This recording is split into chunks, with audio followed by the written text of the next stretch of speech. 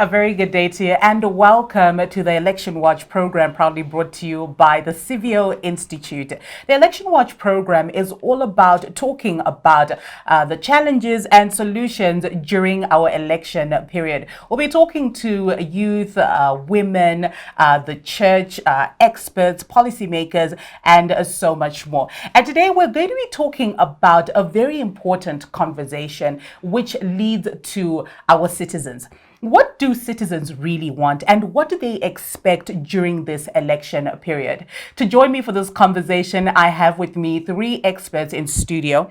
Dr. Tendai Murisa, who is the founder and director of the Civio Institute. He is a development practitioner and researcher who has worked extensively across Africa, and he has published widely on agency, agrarian reforms, especially in Zimbabwe and also in Africa. To also join me on this panel, I have with me Vanele Mandaza, who has over 19 years of experience in Zimbabwe's NGO sector. Vanele is a highly experienced development professional, and she has managed a diverse range of social protection initiatives. And lastly, but not least, I have with me Mukasiri Sibanda, who is the Stop the Bleeding Consortium coordinator, a research and blogger on social economic justice issues.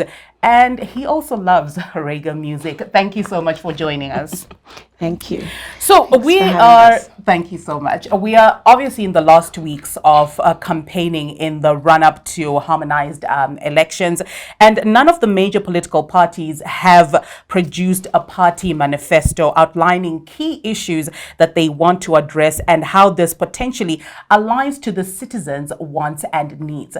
And we see that this is a serious cause for concern, and we're going to be asking our key experts why these could possibly lead to serious challenges. And of course, I'll start first with Dr. Murisa. Thank you for joining us. Doctor, based on research done by a Civio Institute over the last 5 years, we see that there are some pressing issues for citizens. What are some of these issues that are most pressing? Thank you so much, Unique. I think maybe on a lighter note, the term citizen in itself has been a contested one. For years, we called our people povo, people of various opinions, because we did not really take them into consideration when it came to setting agendas for national development and also trying to understand their priorities. So we were deliberate. Since 2018, the inauguration of this government, every year we've been going out, all the provinces, carrying out what we call citizens' perceptions and expectations surveys, where we are trying to understand the extent to which citizens are satisfied with the performance of their government, both at national and local government. You remember that the local government in most of our urban cities is actually run by the opposition, while its national government is run by the ruling party. And in there, we began to learn about even the names that citizens give to problems. So while least you may have, and you called us experts here, so I'll also be in that problematic space of experts. So while least you have expert language around what a country needs, economists will focus on gross domestic product. They'll focus on employment numbers. They'll focus on inflation. Lawyers will focus on human rights, etc. But when you go into the streets and you begin to talk to citizens, their concerns are really basic. They're talking about, we want jobs. We want affordable prices. We want schools that work. We want hospitals that work. We want a future. We want also savings. So these are spoken like that. Those are the essence of what they're expecting. On the one hand, their local government to deliver, especially around service delivery, because they're talking about, we want water, we want sanitation, we want all these things. Then at a national government level, their focus is to say, we want affordable prices. Economists may talk about inflation, etc., but they're putting it in everyday use. So for us, democracy has to be reduced to everyday language. So what is this democracy project all about? It's about citizen happiness. Happiness spread across all these issues. And you can add to that justice as well, to say they are also concerned about justice. So the next question that we ask, once we have understood the codes that citizens use, the next question that we ask is, to what extent are government programs, day-to-day government programs, aligning with citizens' expectations? So, like I said, 5 years carrying out these surveys, trying to understand this. And alongside that, we've also been tracking what government is doing vis-a-vis their manifesto. And by the way, that is going to give us problems if there's no manifesto. And if the same party wins the elections, how are we going to track their performance? Because the reason why we track manifestos is it's just this. In many instances, African governments have been made to sign to agreements like signing on to the agreement to do with allocating 10% towards agriculture, 12% for education, etc. But those are agreements that are done either at AU level or global level. So when you try to say, but you signed on, but you're not implementing, the retort is to say, oh, we had no choice but to sign. But now they come up with their own manifestos. They come up with their own program of action to say, if we elected into office, this is what we'll do.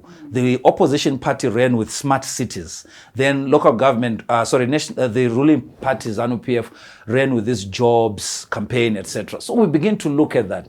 So when we begin to look at both studies, the first study is really telling us about the level of satisfaction, or to what extent are citizens satisfied. And in many instances, when it came to areas to do with performance, to do with jobs, etc., citizens are not happy. Areas to do with affordable prices, citizens are not happy.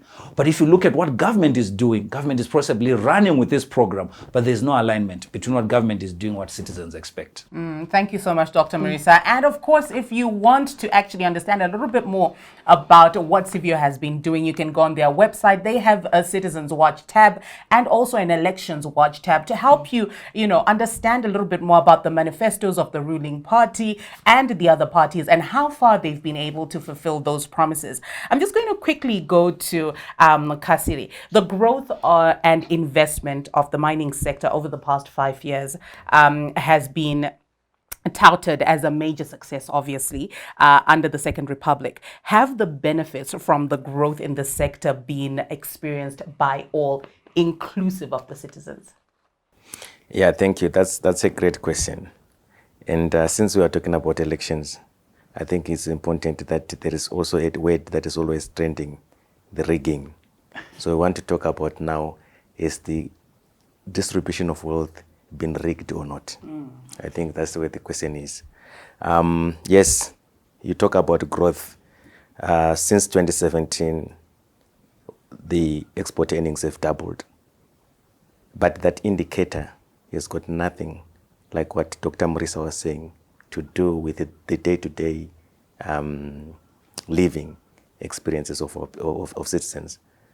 Because what ordinarily would expect is also to get a clear target to say if the government's revenue from mining doubled. So that's number one. Number two, government had said by the end of 2023, we should have realized 12 billion from the mining sector. So when I say doubled, I mean 2017 it was 2.7 billion. Now we're talking about roughly 5.5 as of 2022. And you can see that we are nearly half the mark that the government is speaking of. But then go again in terms of service delivery. The lack of investment in terms of your education, your health, basic infrastructure, it tells you that there is no relation. It tells you that the relationship is not positive one. It's not a positive one. The growth of the mining sector and the ability also for government to have more resources to invest in our schools, education, has not happened.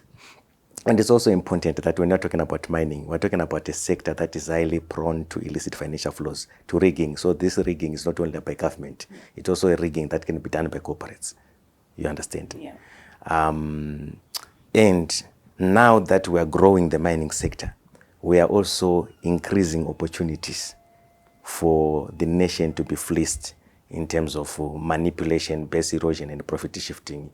As it stands right now, we are dealing with multinational corporations that can manipulate taxable income so that they make sure that they pay as little or nothing at all, you see. And this is why even the government has considered that it's not getting enough public revenue from mining. And the public and also citizens, I mean, they've always been saying that. Just to go back to areas where these resources that are driving the mining sector are being extracted from, talk about platinum, talk about gold, you find, for instance, that there is hardly anything on the ground that tells a story. That in the case of your platinum industry, bumper revenues being declared harvested in 2021, because of only favorable prices in the international market, freewheeling to profitability. But at the same time, are those benefits, can we talk about bumper revenue being experienced by local authorities? Nada. You understand? Yeah. That's not working. Government removed community ownership trust. Yes, they could have been problematic in the past, but at least you would have expected that they would substitute that with a policy which promotes equitable benefit sharing. You know, our constitution is very clear, one, in terms of its founding values, that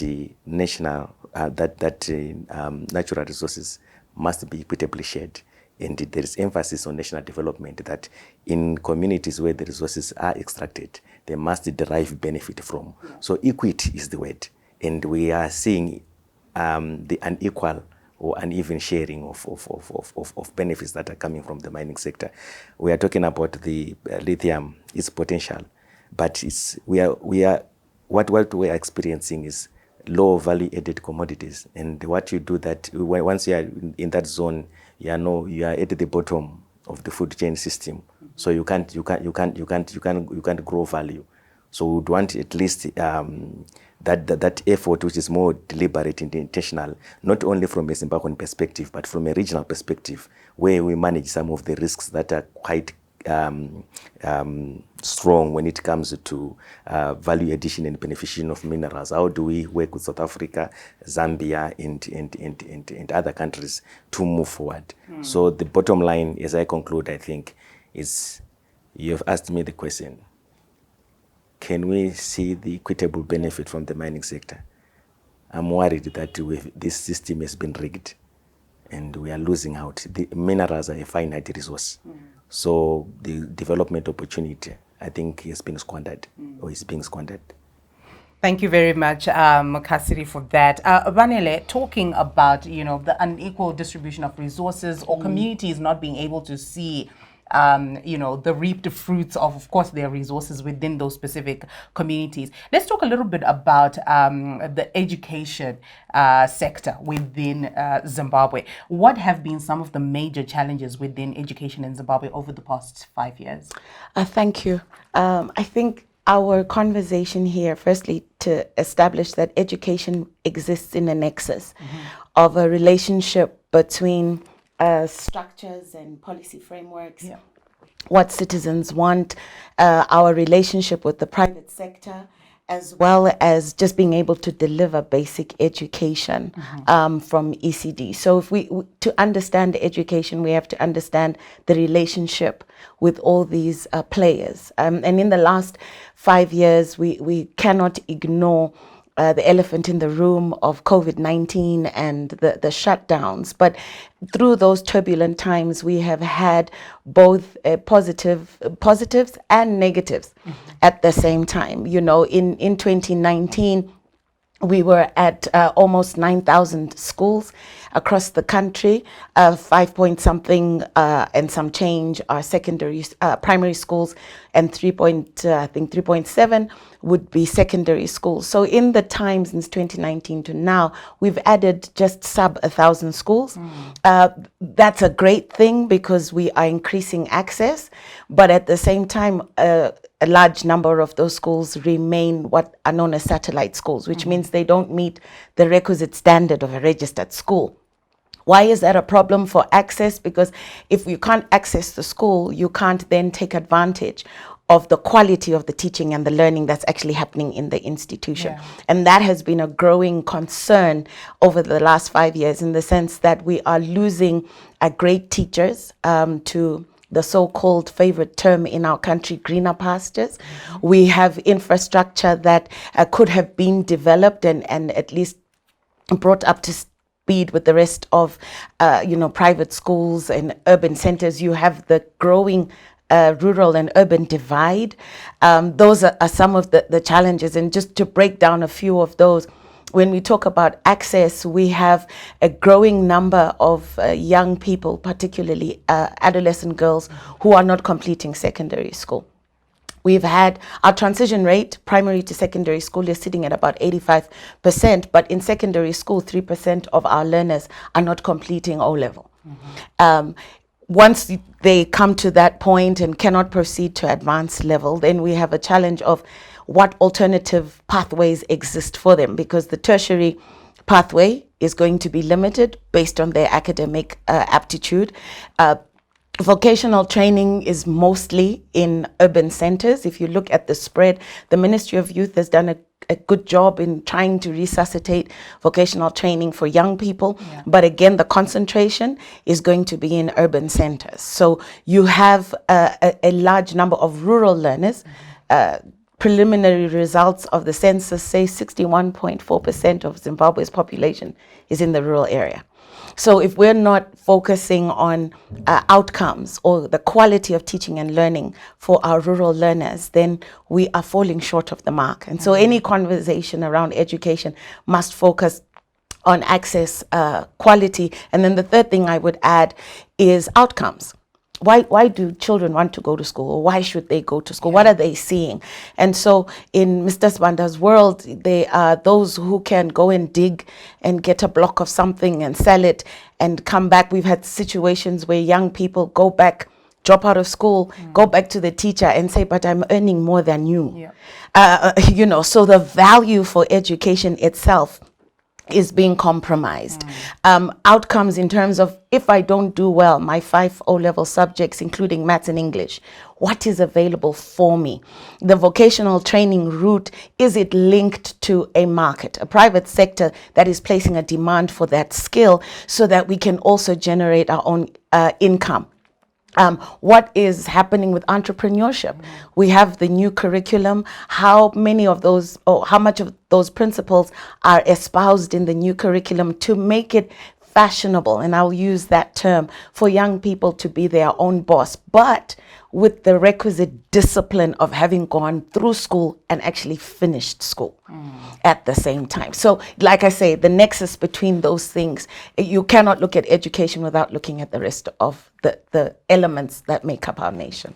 Thank you so much, Banele. And obviously, Banele is saying that everything is interlinked at the end of the day. And after the short break, we'll continue this conversation as we ask key questions. Where have government efforts been focused, and to what extent has it been in line with citizens' wants and needs? We'll be right back.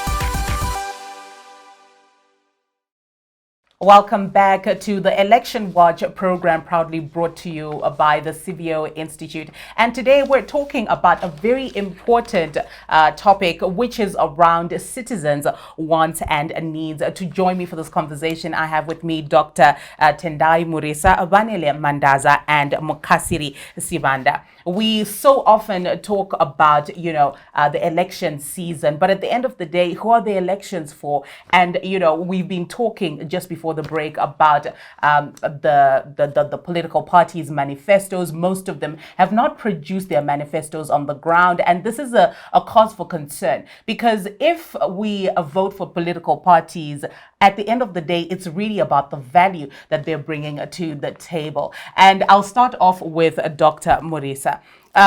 When we look at government efforts, obviously for the past 5 years, you've been doing this research. Have we seen some sort of effort to be in line with what citizens want and need? Oh, well, and thank you very much. That's an important question. I think the issue has always been, since the days of President Mugabe, government has always been led by experts. and I've said this before, and there's never been an intention on the part of government, especially the ZANU-PF government, to really worry about what citizens really want, except during this season, the Med season, where we go around the country, we promise them. But even in making those promises, as they are being made right now, nothing informs that process to say this is what potentially they want. It's us sitting in Harare or sitting in Bulawayo, going into communities and telling them what we'll do for them. So government or democracy has been about government performing for citizens. So it's a dance. Government performs, they give you something, and you act as if that's what you want. So the alignment has always been an issue. But what has government done specifically from 2018?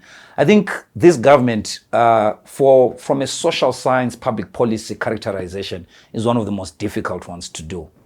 Because on the one hand, it really pushes a certain development thrust. So you could call it a developmental state.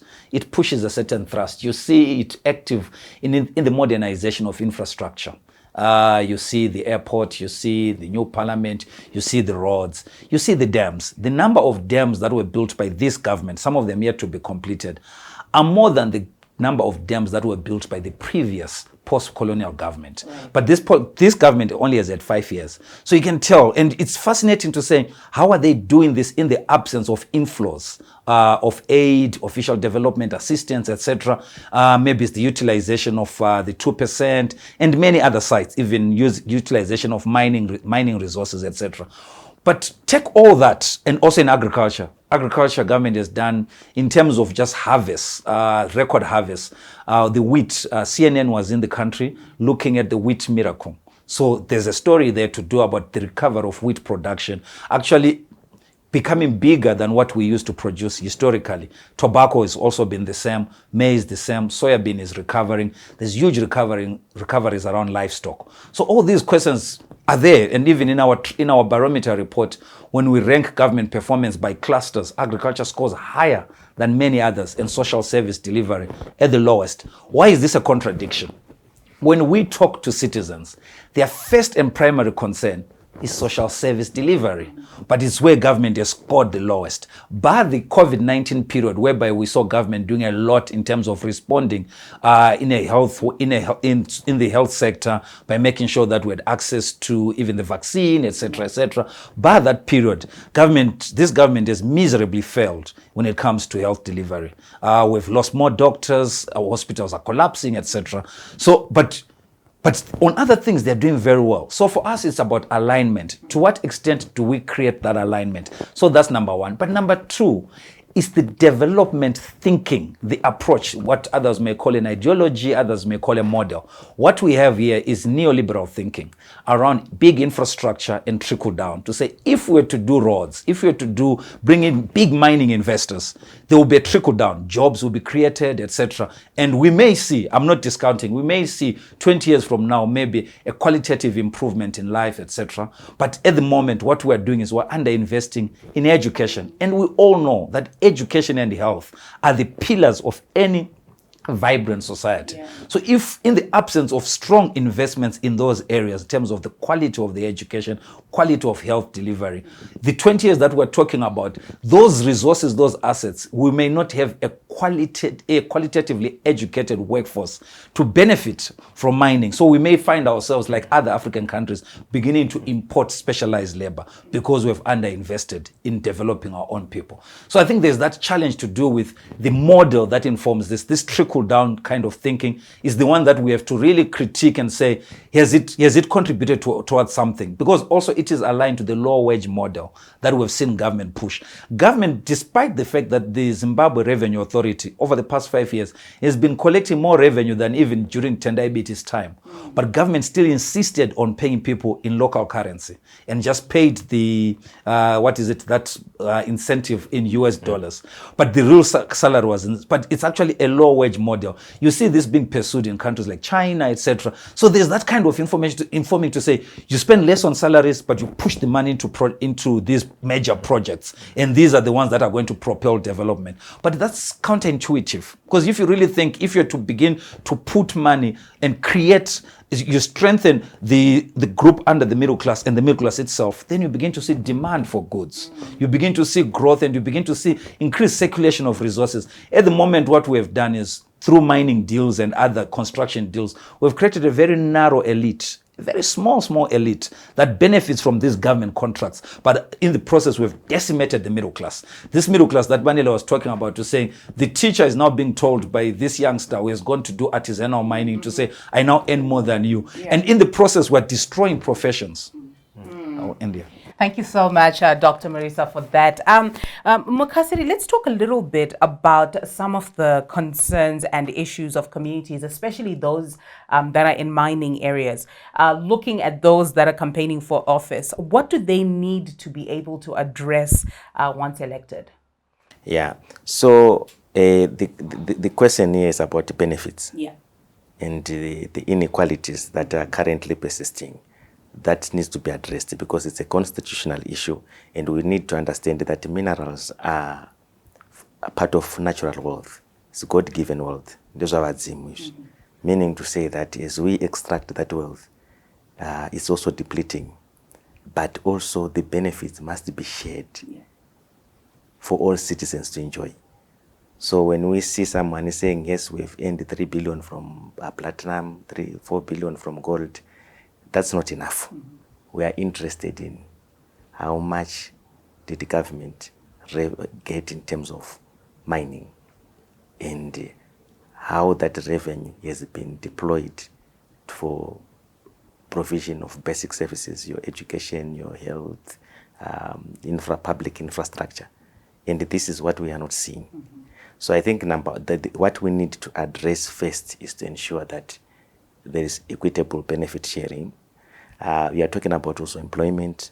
We are also talking about having transparency, because if you are to share benefits, you need to be transparent. Right now, we don't know some of the terms and conditions that government is signing through these mining mega deals. And for us, it really hits hard, because if you remember, when we read the right concession, we say Lobengula was rigged. And for his case, I forgive Lobengula and his advisors, we say not the way literate. Yeah. But here we have experts we are running this like the Minister of Mines, as an example, is somebody who came up as an executive in one of the biggest mining companies in Zimbabwe. We have our Professor Mtulingwe, and we are not seeing the terms and conditions. So we may be perpetuating the same scenario that led to the colonization of Zimbabwe, but only that this time around we have got those that are quite that have the third eye on issues. So transparency becomes critical. We don't know how much government is getting in terms of revenue from mining. We'll talk about 12 billion, but we can't talk about how much of that is also getting to government. And if you read the National Development Strategy, one of the fiscal risks that is highlighted there is numerous high-cost tax incentives. So you find that the mining sector, to attract investment, we are giving them too much fiscal sugar, in the words of the president of the African Development Bank, and which is causing fiscal diabetes, you see, in the sense that you are giving away your taxing rights. We have a double taxation agreement. We have double taxation agreements with many countries, and I want to highlight the one with China as an example. It's one of the most generous double taxation agreements you will ever get. Yes, it speaks about we respect the mining sector, so you have Zimbabwe's got its taxing rights, but there is that element of permanent establishment, looking at the companies that China, like they can operate in the mining sector, does operate on contracts, on contractors. So they can come here in the next 6 months or 12 months, deliver on a certain job, get out. We don't have those taxing rights. The withholding taxes that are prescribed by the law, And if you see some of them that are in that agreement, which overrides our tax law, they've literally shaved significantly our taxing rights. So we want a government that understands that minerals are a finite resource. And once that opportunity is lost, it's gone forever. So how do we have control? So I was just giving you an example. Transparency becomes critical as an element of control because you are being accountable to the people. The element of making sure that we do not have agreements that are lopsided, that erode the economic and fiscal benefits that we can get from our resources. I think that's a cause of concern. But it will not be fair only to look at mining from a benefits side. You also need to understand that this is a sector that is associated with environmental challenges. You see. And I want to give this example. Botswana, they have one of the most stable and valuable currency in Africa. It's called the pula. It is named after their most precious resource. And Botswana happens to be the global leader in terms of production of diamonds by value. But the pula is named after the rain.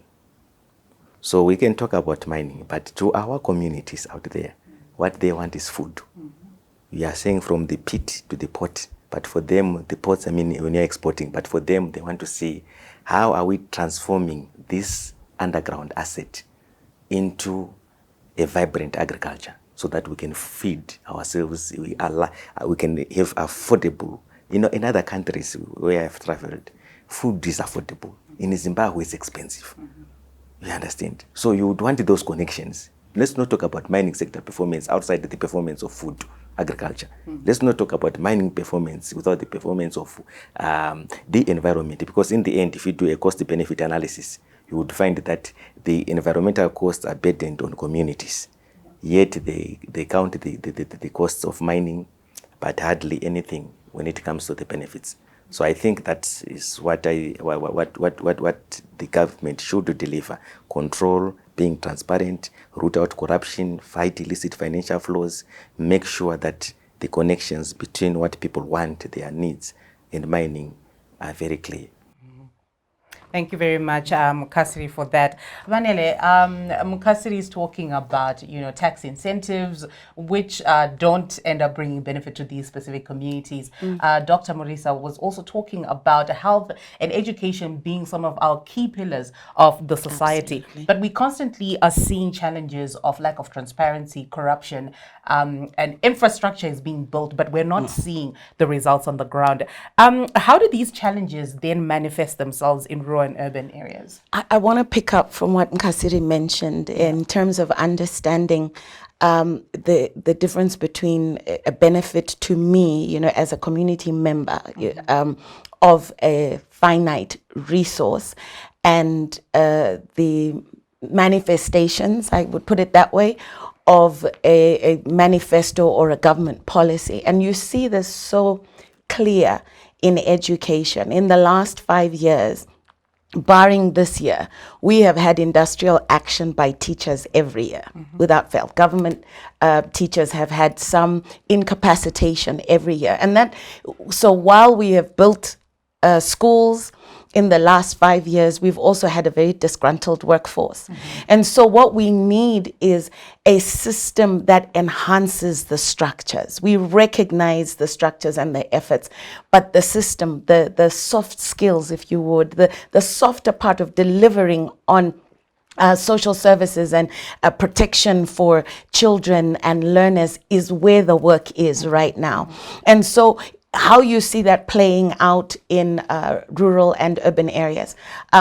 We have a policy right now that speaks on a classroom or learner to teacher ratio in a classroom. Yeah. The policy says in a primary school, 1 teacher for every 40 learners.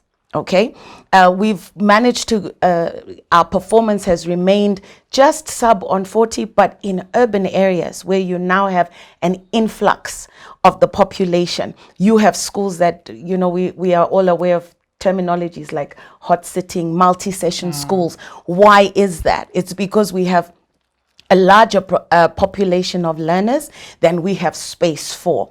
So in an urban area, it might seem like schools are being oversubscribed because of the population. But then take that same policy into a rural province. Let's pick Mat North, for example. One teacher for every 40 learners. In a sparsely populated ward, you may have a school that has 120 learners from ECD to grade 7. That means that school is going to have 3 teachers. For grades 0 up to grade 7, that's 9 grade levels with 3 teachers. What that means is teachers have to do what they call composite classes, where the little ones are in a class together. And so the skill required of the teacher is called plupping, where they are now looking at the ability of multi-age learners in one classroom because of the policy. So then a school with 200 plus learners will have more teachers that are paid by the government. So the expectation is now that the SDC, made up of parents like you and I, will then make up the difference. But if that SDC is made up of members who do not have access to a resource that has come from the ground, they are not benefiting from minerals, benefiting from agriculture, they won't be able to pay the teacher. What that results in is you have schools where there are no teachers. Learners are coming to school, but there's no one to teach them. And yet, what citizens would want is to go back, or at least establish schools as a safe platform in the community. A school is yes for the learners, yes for academic prowess and so on, but we want to establish schools as the safe place, a community platform that can respond to child protection issues, that can respond to alternative learning, can respond to part-time and continuing education for those who didn't complete secondary school, that can respond to bringing private sector, your business people in that environment to the school to partner. Because education historically has always succeeded when our partnerships have been strong. And our partnership has to go beyond just a government having macro level partnerships or NGOs coming in to support. It must come down to a government partnering with its own citizens, in parents being able to see the value of education, being able to understand that a teacher must be motivated to teach. We've had this off again relationship with teacher incentives in the last few years. Now we have them, now we don't. Then we are not allowed private lessons. Schools must be closed during the school holidays. There must be no learning. And yet we put the same pressure on that same school to deliver academic results.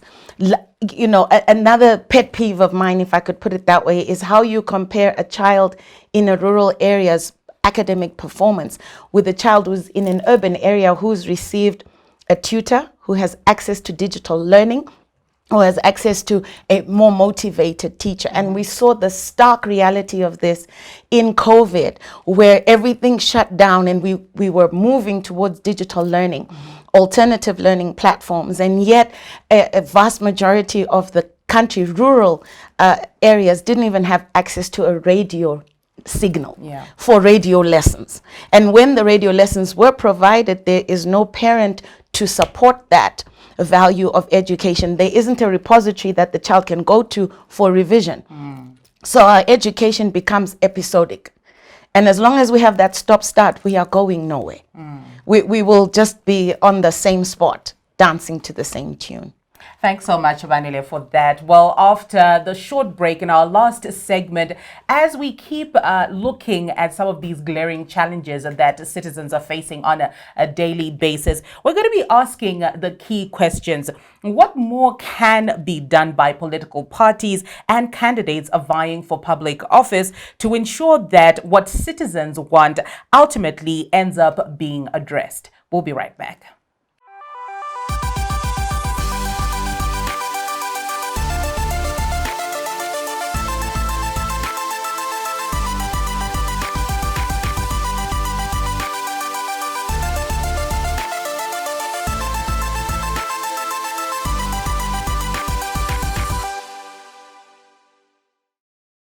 Welcome back to our last segment of this episode of the Election Watch program, proudly brought to you by the Civio Institute. Today, we are focusing on the citizens. What do citizens really want? And of course, we were focusing on lack of access to resources within communities, social services not being being given to our citizens to the extent that they actually need. We have seen infrastructure developing and so much more. But we've also seen that education and health have also been deprived. And of course, on this last segment, we're going to be focusing on what can political parties actually do to make sure that, our citizens or the citizens of Zimbabwe are actually getting what they actually need at the end of the day. I'm going to start off with Dr. Murisa. Doctor, let's talk a little bit about the issue of political parties or candidates are vying if they are actually, or if they have the political will to do what the citizens want them to do. Thank you very much. I think we're at a point where we really need to rethink political parties and how they, especially the kind of representative democracy that we have as a republic. The extent to which those who are vying for office, especially for us as an organization, we are always concerned about two offices, the ward councillor and the member of parliament. Because we believe that those two should literally be the servants of the people, not the other way around. This chef culture doesn't work. But it should actually be people that we trust as a community. And if we're in Gwanda, we're saying we're sending you, Svanda, to represent us in Harare. But half the time, we do not even have the wherewithal as a community to choose who will represent us. We are told by existing structures in many of the political parties that imposition. So I think that's where we start to miss out on what it means to have an elected representative, a representative of the community. So that's something that needs fixing. But granted, we are 3 weeks away from elections and almost all the candidates are sorted. So now we have to live with what we have. So for us now, I think the most pressing issue, there are the issues that are being raised by my colleagues here around education and health, etc. But if I were to be elected into office, what would I try to do? The first one I would say is to say, let's talk about social licensing. That license to carry out a business in a community, especially if you're in the extractive sector. If you're coming to our community to mine, we need to have that social license around some of the benefits, because we have to have an understanding of the trade-off. As you are mining, you are depleting resources. As you are mining, you are harming the environment. As you are mining, you are taking our precious resources out of us. You are taking the things that we had that defined us, that are being taken out. So we need to have a social license around to say, how then do we share in the value? So that social license is becoming an issue that we just don't need to talk about it, some of us as activists in our spaces, but we need to see this as a law. We need to see this coming to fruition as a law. The previous government tried with community share ownership trusts. There are challenges, etc. But the issue of a social license is global best practice. It's something that we're beginning to see. That's number one. Then number two, I'll begin to say, how do we deal with the problem of jobs? Like she has said, it's no use to ask the SDC of a school in a community to contribute when 100% are unemployed. They are not participants in the cash economy. So how do we create jobs? We have seen this modernization of infrastructure, but like I've said, 5 or 6 companies have benefited. No, nothing more, just 5 or 6 companies. You ask a resident, we spoke to a resident in Fakos in one of our focus group discussions. We said, but why are you complaining? We see a road. He says, Mdarantinoja road here. You see now, so there's a disconnect between the modernization of big infrastructure projects and what citizens expect. But if government had thought differently and used what we've seen in Latin America and Cuba and many other countries to actually create popular jobs, so these are popular development projects. There are so many things that can be done in road construction, dam construction, and other infrastructure projects through youth brigades. We have a huge challenge of youth unemployment. What if we employed our youths and they are paid for the work that they contribute. So even the social license of these companies that are being given infrastructure projects is the extent to which they work with these youth brigades. These youth brigades are registered, because we've seen again a very funny way of saying we're funding the youths and we put money in banks, but we don't even know how they then get it. But if you begin to say they are going to co-partner in the development of infrastructure. So I think we need, the reason why I'm stating this is we need our members of parliament, our ward councillors, to be more specific. We're expecting them to be specific, to say, how do we make sure that our communities have a piece of the cake? Because at the moment, what we are seeing is there's a difference between what takes place in the House of Parliament and what is taking place in communities. So we don't feel adequately represented.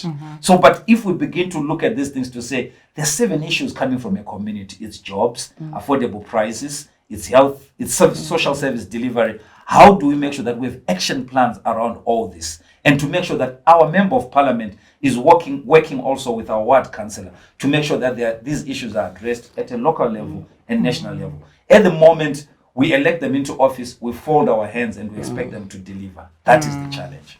Thank you so much, Dr. Murisa.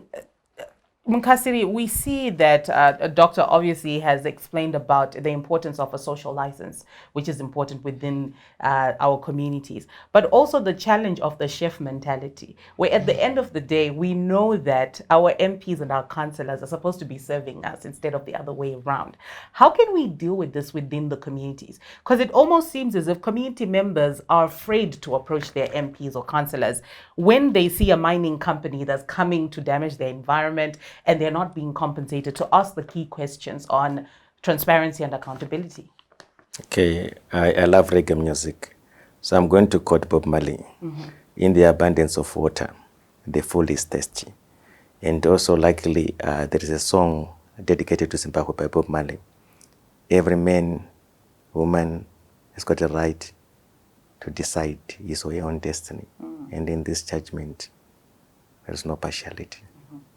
So there are non-negotiables. Our resources are being plundered.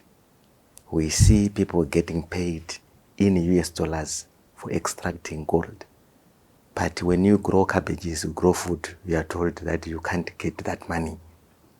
When you are a teacher, you can't get that money.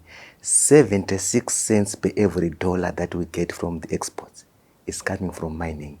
One way of guaranteeing that at least we are benefiting is to ensure that those that are working also are fairly remunerated, leveraging that on the mining sector. The pensions that are being eroded, how do you erode the pensions when you are projecting a phenomenal growth of the mining sector of gold? This should be where our hedge should be. It does not make sense. So I think we should be able to understand that the struggle continues. Aluta continua. And this one is an economic battlefield. Thank you. Thank you so much, Mukasiri. Lastly, Banele, let's talk about the run-up to elections. What do citizens or communities want to see, especially happen to enhance the quality and level of education? I think citizens want to see an education system that is delivering on relevant skills for a growing country, a country that is definitely futuristic in approach. And so conversations already around the color, which have been happening in the country. How do we refine our curriculum to speak to our reality? Yeah. Number one, I think citizens want to see a government that is a listening government. We have fantastic policies in this country, speaking to education. Yeah. We need to find a way of breathing life into those and move from establishing structures to actually establishing systems that are led and championed by individuals who not just have a head knowledge, but have a passion to see the sector grow. And number three, I think citizens would want to see an education that ultimately delivers young people through adolescence to adulthood with at least a minimum guarantee of being a functional adult economically within your own country, rather than delivering learners who want to leave. Because now it doesn't matter if you are middle class or low class, everyone is trying to leave the country. So I think for me that's essential. How do we deliver an education that keeps our children here seeing a hope for their own nation? Seeing a hope for your own nation as a citizen of Zimbabwe. As we draw closer to the 2023 elections, today we were talking about what citizens expect and what citizens really want, trying to address some of these challenges and also looking at the opportunities. To join me for this conversation, I had with me Dr. Murisa, who is the founder and director of the Civio Institute, Vanele Mandaza, who has over 19 years of experience in the Zimbabwe NGO sector, and she is highly experienced in development professional issues to do with education and so much more. And of course, Mukasiri Sibanda, who is the Stop the Bleeding Consortium Coordinator, a research and blogger on social and economic justice issues. Thank you so much to everyone who joined us wherever you are in the world, and we'll see you next time.